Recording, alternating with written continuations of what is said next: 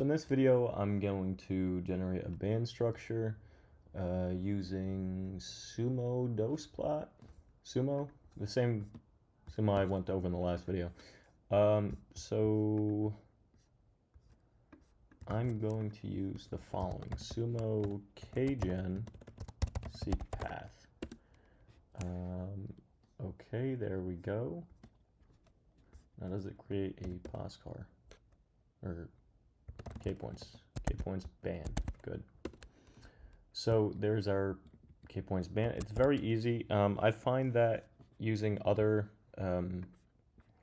generators for K-points that aren't from SUMO, if you're going to use SUMO for your post-processing, you should be using their K-points generator. You have hybrid band structures as well. I'm just going to use the regular command line that they suggest to use, which is, this is the hybrid.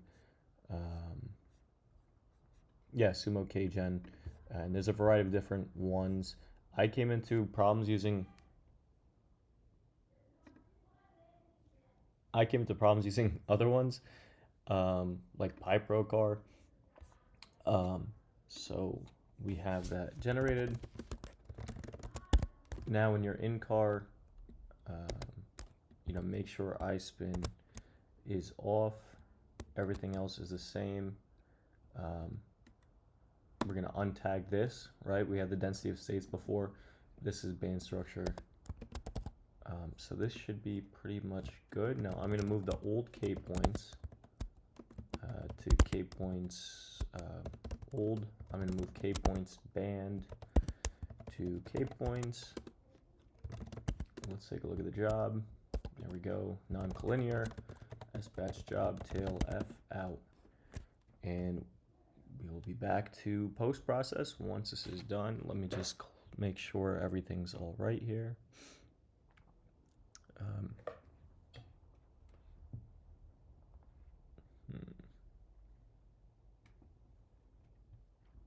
All right, so it's reading the charge car, the wave car is fine, and that's it. So that's definitely gonna run fine. So our calculation's all finished up here. And again, we're gonna export the VASP run. SUMO has a particular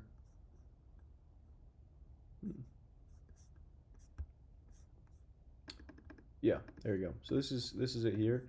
You have to have two different VASP runs.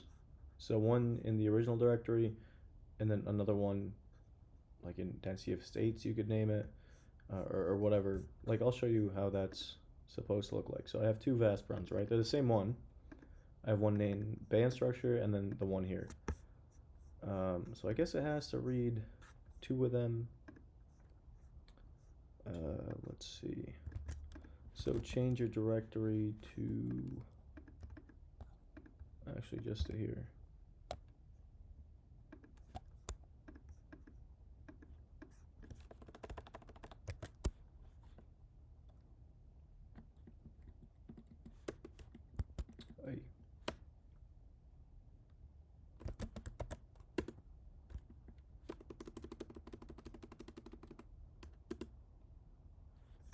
And then I will do, well, if you want to see just the band structure, oh.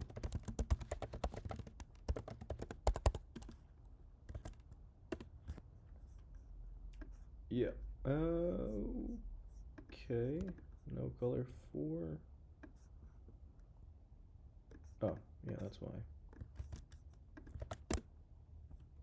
Only supports 3 colors, to my knowledge. So now this should come up here as band structure. Let's take a little, oh. Okay. So you also need the K-points file.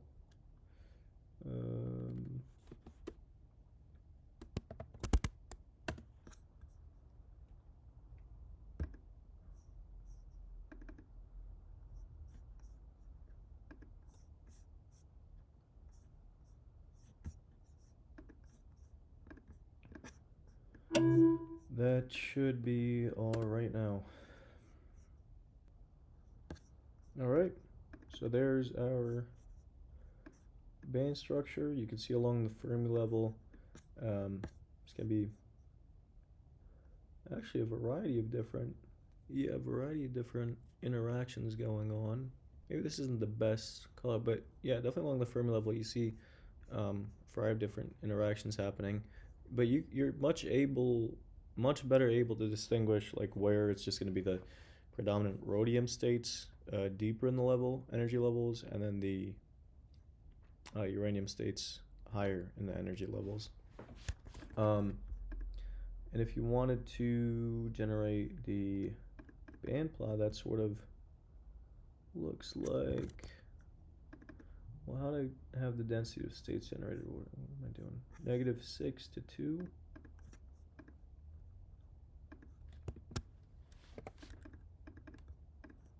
So I have 2 VASP runs, like I mentioned. So this is what I'll do.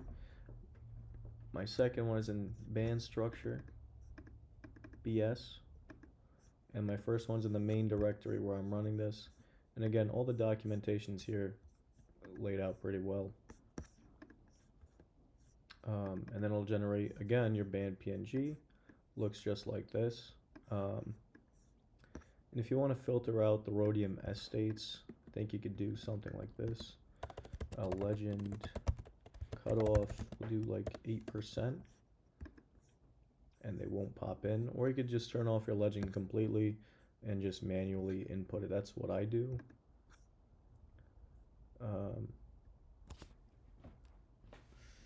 Let's see how that'll look. Yep. So that's the exact format that I like it as. Yeah, that's pretty much it in terms of your post analysis. And this supports the spin orbit coupling, thankfully, which many don't. So yeah, I think the final video of this series, I'll just do something short and simple like magnetic vectors. If you guys would like to see anything else, again, feel free to comment down below. And I'll try to extend this series for other spin orbit coupled things. So again, thanks for watching. I'll see you in the next one.